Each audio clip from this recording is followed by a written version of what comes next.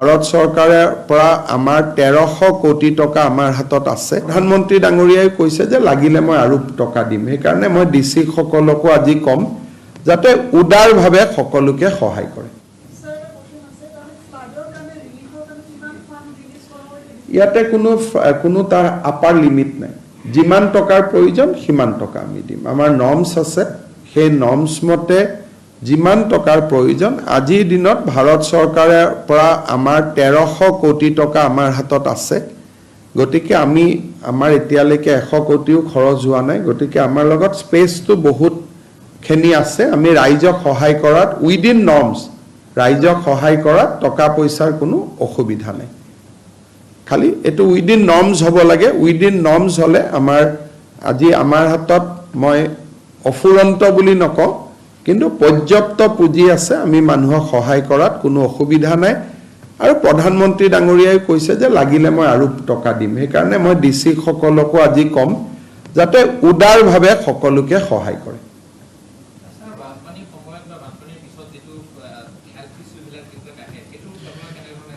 এতিয়া যিমান জায়গাত ফ্লাড হৈছে ৰিলিফ আৰু ৰেভিনিউ ডিপাৰ্টমেণ্টে যি ধৰণে কাম কৰি আছে, লগত হেল্থ ডিপাৰ্টমেণ্টেও কাম কৰি আছে আৰু ভেটেনাৰী ডিপাৰ্টমেণ্টকো আমি এবাৰ এক্টিভ কৰি ৰাখিছোঁ।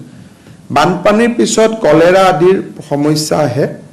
মই আশা কৰোঁ যে সেই সমস্যাবিলাক এইবাৰ আমি সফলতাৰে যুঁজিব পাৰিম, অসুবিধা নহ'ব বুলি মই ভাবিছোঁ।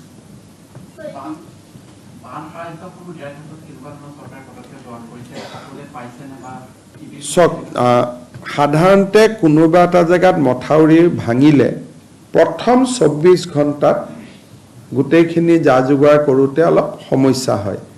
কিন্তু যোৱা দুদিন মন্ত্ৰী ৰঞ্জিত দাস ডিব্ৰুগড়ত আছিলে, পীযুষ হাজৰিকা আজি মাজুলীৰ পৰা আহিছে। যোৱাকালিও মই গোলাঘাট আৰু কলিয়াবৰ ঘূৰি আহিছোঁ। কলিয়াবৰত যোৱা কালি মাত্ৰ মথাউৰিটো ভঙাৰ কাৰণে অলপ দুই এটা অসুবিধা মানুহে পাইছিল, কিন্তু আজি ৰিলিফ পাইছে। আৰু মুখ্যমন্ত্ৰী মহোদয়, আপুনি কৈছে যে কলিয়াবৰত আপুনি কালি গৈছিলে, কিন্তু আজি তেওঁলোকে প্ৰতিবাদ কৰিছে। তেওঁলোকৰ প্ৰতিবাদটোৰ কাৰণটো বেলেগ। 2017ৰ বানপানীত কিবা টকা পোৱা নাছিলে, এটা সেইটো খোৱা বস্তু নোপোৱাৰ প্ৰতিবাদ নহয়, এইটো পুৰণি ক্ষোভৰ প্ৰতিবাদ।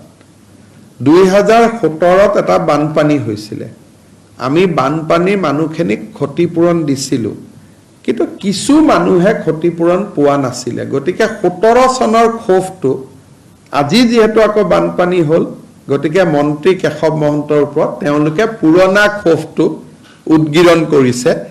ময়ো বেয়া পোৱা নাই। ঠিক আছে, যদি সঁচাই কোনোবাই পোৱা নাছিলে 17ত, আমি ইনকুৱাৰী কৰি আমি দিয়াৰ ব্যৱস্থা কৰিম। কিন্তু এইটো আজি নোপোৱাৰ কথা নহয়। এই মানুহখিনিক যোৱাকালিও মই লগ পাই আহিছোঁ।